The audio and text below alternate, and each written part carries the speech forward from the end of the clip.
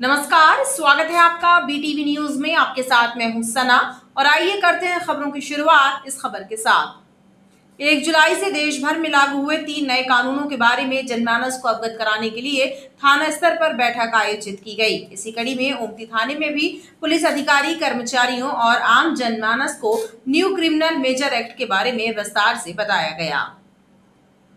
ओमती थाने में आयोजित बैठक में आईजी अनिल सिंह ने पुलिस अधिकारी, कर्मचारियों सहित समाज के प्रबुद्ध जनों को न्यू क्रिमिनल मेजर एक्ट के बारे में बताया। दिखाई कि वो हम जो थाना प्रभारी है वो डीएसपी के परमिशन से 14 डेज में इसको प्रिलिमिनरी इंक्वायरी करके डिसाइड करना है कि weather a case is made out और नॉट। आईजी अनिल सिंह ने बताया कि देश में 1 जुलाई से लागू 3 नए कानून की जानकारी सभी को देना है, लिहाजा थाना स्तर पर ऐसे कार्यक्रम आयोजित कर लोगों को जागरूक किया जा रहा है। इसमें पहला ही जो एक्ट है भारतीय न्याय संहिता, वो स्पष्ट कर रहा है कि जो पहले भारतीय दंड संहिता थी उसकी जगह भारतीय न्याय संहिता, यानी कि पहला ही आपका जो एक्ट है ये बता रहा है कि हमारा जो पूरे प्रावधान है उसको न्याय आधारित है। दूसरा आपके देखिए कि भारतीय नागरिकता सुरक्षा संहिता दिया हुआ है। जो पहले क्रिमिनल प्रोसीजर एक्ट होता था, दंडिक प्रक्रिया थी, अब इसमें क्या है कि इसमें नागरिकों की सुरक्षा के भी प्रावधान इसमें दिए हुए हैं।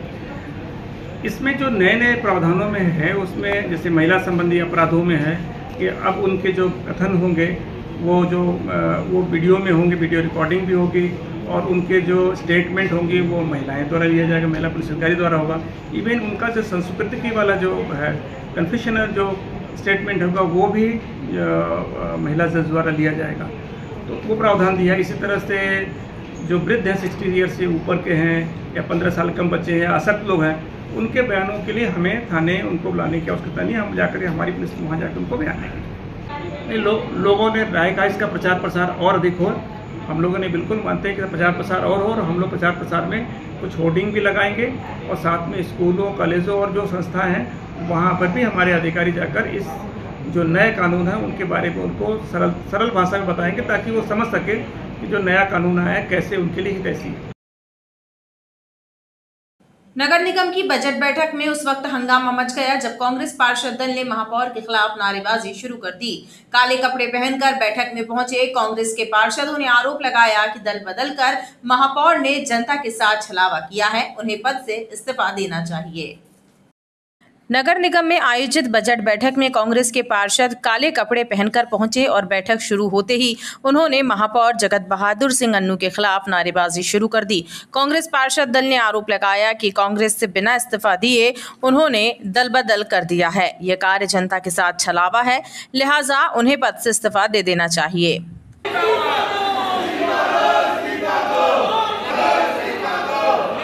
जबलपुर शहर के महापौर द्वारा जो पार्टी से बिना इस्तीफा दिए और बिना चुनाव लड़े दूसरी पार्टी के महापौर बनकर बजट प्रस्तुत कर रहे हैं, हमारा उसका आज विरोध था। चूँकि हम सभी कांग्रेस पार्षद दल शहर विकास में एक साथ हैं और हम दलगत भावना से ऊपर उठ के शहर का विकास चाहते हैं, इसलिए बजट में हमने किसी प्रकार का कोई व्यवधान उत्पन्न नहीं किया।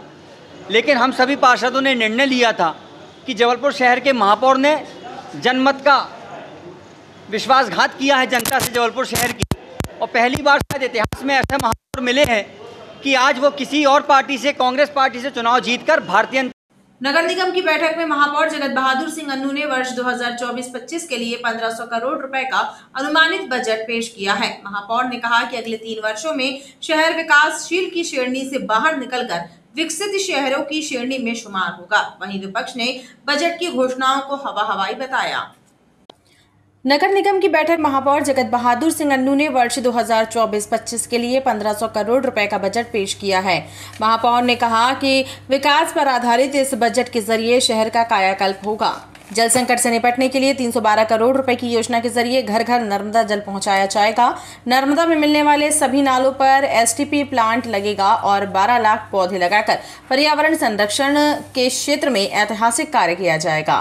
संतुलित बनाए रखने के लिए 12 लाख विभिन्न किस्मों के पौधों का रोपण किया जाएगा।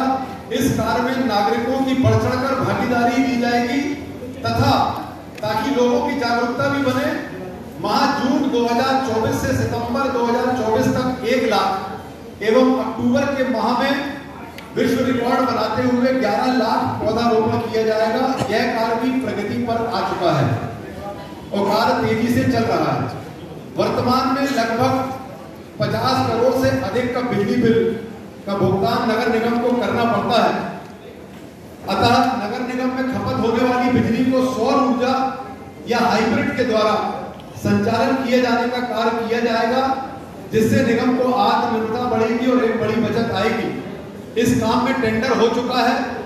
हम लोग इलेक्ट्रिसिटी सैनिटाइजेशन का काम शुरू कर चुके हैं और हमारे इसमें जो कंसल्टेंट हैं वो नियुक्त किए जा चुके हैं। वर्क ऑर्डर हो गया और काम शुरू किया जा चुका है। वहीं विपक्ष के कांग्रेसी पार्षदों ने बजट की घोषणाओं को हवाई बताते हुए कहा कि ये झूठे वादों वाला बजट है। प्राइवेटीकरण टैक्स करके जनता का खून चूसना चाहते हैं, उसका भी टेंडर देना चाहते हैं। ऐसे करके ये नगर निगम की भूमि बेचने की तैयारी कर रहे हैं। ये सब बजट पे दिया हुआ है इनने। हम लोग 9 तारीख को बैठकर इन सब चीज़ों पे चर्चा करेंगे। और एक और चीज़ बता रहा हूँ मैं आप लोगों को, 12 लाख पौधे। मुझे एक बात बताओ, 12 लाख पौधे का खर्चा कितना है? 25 से 30 करोड़ रुपए। आपको लगता है, अपने दिल से पूछो, जो लोग लगाएंगे कभी, या इससे पहले कभी लगाए गए हैं 12 लाख पौधे? 1,50,000 पौधे लगा दिए जाएंगे, फ़ोटो खिंचा ली जाएगी और जनता का पैसा चूस लिया जाएगा। हालांकि बजट पर अगली चर्चा अब 9 जुलाई को होगी। देखना बाकी है कि बजट सर्वसम्मति से पारित होता है या इसके लिए सत्ता पक्ष को बहुमत का उपयोग करना पड़ेगा। केंद्रीय जीएसटी आयुक्त कार्यालय जबलपुर में 7वें जीएसटी दिवस के उपलक्ष्य में भव्य कार्यक्रम का आयोजन किया गया। इस अवसर पर नुक्कड़ नाटक के माध्यम से लोगों को जीएसटी से संबंधित जानकारी प्रदान की गई एवं सीजीएसटी कार्यालय के उत्कृष्ट कर्मचारी, अधिकारियों सहित टॉप 10 करदाताओं को सम्मानित किया गया। केंद्रीय जीएसटी कार्यालय में 7वां जीएसटी दिवस मनाया गया। इस अवसर पर लोगों को जीएसटी के बारे में जानकारी देने के लिए नुक्कड़ नाटक का आयोजन किया गया। सीजीएसटी आयुक्तालय जबलपुर के आयुक्त लोकेश कुमार लिल्हारे ने बताया कि जीएसटी दिवस पर आयोजित समारोह में जीएसटी से संबंधित चर्चा की गई और आयुक्तालय की उपलब्धियों की भी जानकारी दी गई। उन्होंने कहा कि जीएसटी को लेकर लोगों को जागरूक करने का सबसे अच्छा माध्यम है। 7वां जीएसटी डे समारोह का आयोजन सीजीएसटी आयुक्तालय जबलपुर में किया गया था, जिसमें मुख्य अतिथि के रूप में chief commissioner income tax Shantanu Bose साहब, principal commissioner income tax, MD विद्युत विभाग, एसपी जबलपुर, नगर निगम जबलपुर, एसपी सीबीआई हमारे विशेष अतिथि के रूप में भाग लिया। 7 साल कंप्लीट होने पर यह कार्यक्रम का आयोजन किया गया था, जिसमें ट्रेड की भागीदारी भी थी और दूसरे डिपार्टमेंट की भागीदारी भी थी। जीएसटी डे मनाने का उद्देश्य यही रहता है कि लोगों को जीएसटी से जागरूक कराया जाए, विभिन्न प्रावधानों के बारे में बताया जाए, जीएसटी किस प्रकार का टैक्स है और वह किस प्रकार इससे देश को लाभ हो रहा है, इस संदर्भ में जानकारी देने हेतु इस कार्यक्रम का आयोजन किया गया था, जिसमें एक नुक्कड़ नाटक का आयोजन भी किया गया था। कि हम सभी जानते हैं कि नुक्कड़ नाटक के माध्यम से हम बहुत आसान तरीके से लोगों को जीएसटी के बारे में अवेयर कर सकते हैं। जीएसटी दिवस पर कार्यालय के उत्कृष्ट कर्मचारियों और टॉप 10 करदाताओं को समारोह में सम्मानित किया गया। चलते हैं इसी क्रम को और हैंडलवर्क सीमेंट की इंडिया बिल लिमिटेड की तरफ से आदरणीय Upendra Srivastava ji, deputy general manager. समारोह में बतौर मुख्य अतिथि general officer commanding lieutenant general PS Shekhawat, आयकर विभाग के मुख्य आयुक्त शातम बोस, प्रधान आयुक्त सविता बुंदस, पूर्व क्षेत्र विद्युत वितरण कंपनी के एमडी अनन्य Dwivedi, SP Aditya Pratap Singh, CBI SP Richpal Singh भी मौजूद रहे। 20 जुलाई को जबलपुर में रीजनल कॉन्क्लेव का आयोजन किया जाएगा, जिसमें महाकौशल के 9 जिलों के इन्वेस्टर्स से चर्चा की जाएगी। कलेक्टर दीपक कुमार सक्सेना ने बताया कि कॉन्क्लेव की तैयारियां हो गई हैं और लगातार बैठकों का दौर जारी है। इस समिट से जबलपुर के औद्योगिक विकास को गति मिलेगी। जबलपुर के औद्योगिक विकास को गति देने के लिए 20 जुलाई को रीजनल कॉन्क्लेव का आयोजन किया जा रहा है। इसके बारे में कलेक्टर दीपक कुमार सक्सेना ने बताया कि प्रदेश के मुखिया डॉक्टर मोहन यादव कॉन्क्लेव में शामिल होंगे और इन्वेस्टर्स से चर्चा करेंगे। इसमें 1000 से ज्यादा डेलीगेट्स आने की संभावना है। 20 जुलाई को रीजनल कॉन्क्लेव जबलपुर में होने जा रही है, जिसमें महाकौशल क्षेत्र के करीब 9 जिलों के इन्वेस्टर्स के संबंध में जो है इन्वेस्टमेंट के संबंध में चर्चाएं होंगी। माननीय मुख्यमंत्री जी इसके मुख्य अतिथि रहेंगे। दिन भर 4 सेक्टर में इसको डिवाइड किया। मोटे तौर पर डिफेंस को ले रहे हैं, एग्रीकल्चर को ले रहे हैं, टेक्सटाइल को ले रहे हैं और मिनरल्स को ले रहे हैं, माइनिंग को ले रहे हैं। इन 4 सेक्टरों को ध्यान में रखते हुए ये पूरी कॉन्क्लेव आयोजित की जा रही है। जबलपुर रीजन में काफ़ी सारी ज़मीनें उपलब्ध हैं। हम चाहते हैं कि पूरे देश से लोग यहाँ पे आएँ और यहाँ अपने उद्योग धंधे स्थापित करें, जिसका कि फ़ायदा जो है यहाँ के सभी लोगों को उस पूरी तैयारियाँ चल रही हैं। लगभग 500 से ज़्यादा हम बिजनेस मीटिंग करेंगे, B2B करेंगे, B2G करेंगे।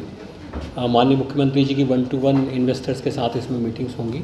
मुझे लगता है पूरे जबलपुर क्षेत्र के लिए ये जो कॉन्क्लेव होने जा रही है ये फ़ायदा पहुंचाएगी और एक अच्छा वातावरण इन्वेस्टमेंट का, एक अच्छा वातावरण उद्योग धंधों के निर्माण का यहाँ पैदा होगा। कलेक्टर दीपक कुमार सक्सेना ने बताया कि कार्यक्रम की तैयारियां की जा रही हैं।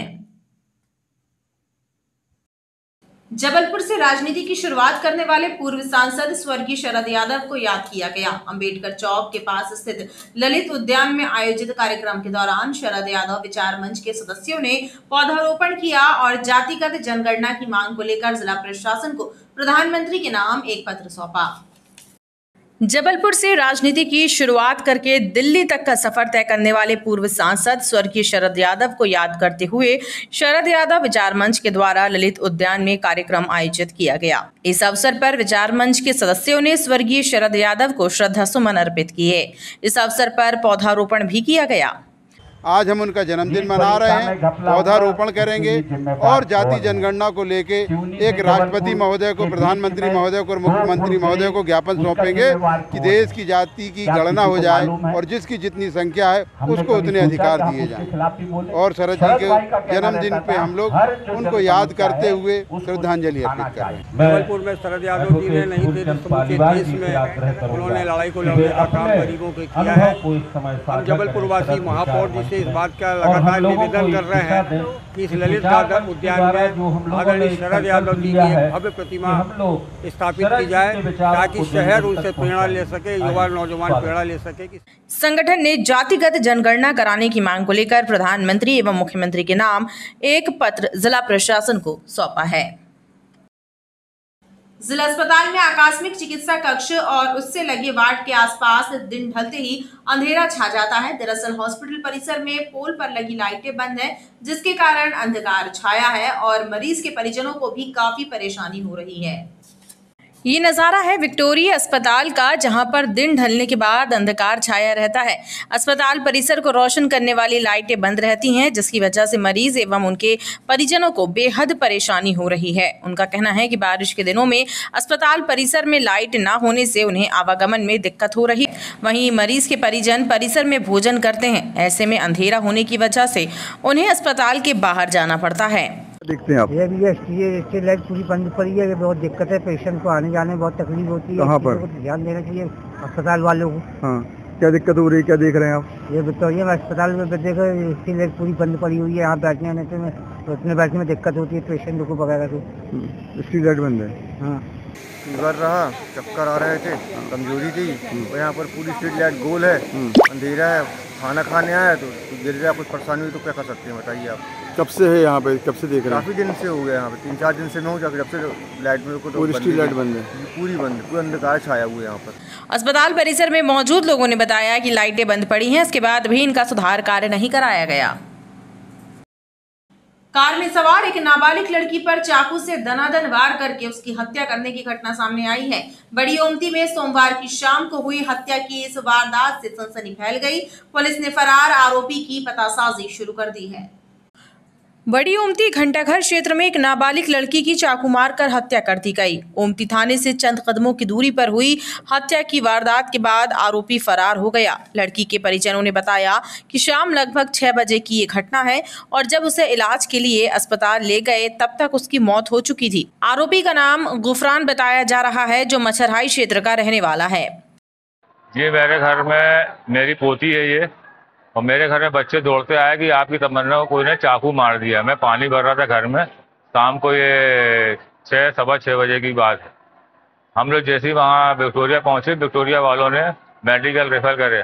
हम लोग मेडिकल आए तो मेडिकल के डॉक्टरों ने लड़की को मृत घोषित कर दिया। हम लोग नए मोहल्ले के रहने वाले हैं, नए मोहल्ले में रहते हैं। ओमती पुलिस के अनुसार नया मोहल्ला क्षेत्र की रहने वाली लड़की कार में बैठी थी। उसी दौरान आरोपी ने चाकू से उसके गले पर वार कर दिए, जिससे उसकी मौत हो गई। हाँ, यहाँ पर जहाँ अपन खड़े हैं ये घंटाघर के बड़ी ओमती में यहाँ पर जो है एक कार में एक लड़की बैठी हुई थी, तो एक लड़का आया और उसको चाकू मार के भाग गया। इस संबंध में तत्काल सूचना मिली है, उसको हॉस्पिटल ले गए, जहाँ वो मृत घोषित हो गई। अपराध पंजीबद्ध की कार्रवाई की जा रही है। पुलिस द्वारा फरार आरोपी की तलाश की जा रही है एवं हत्या की वजह का भी पता लगाया जा रहा है। और खबरों का सिलसिला लगातार जारी रहेगा, आप देखते रहिए BTV न्यूज़।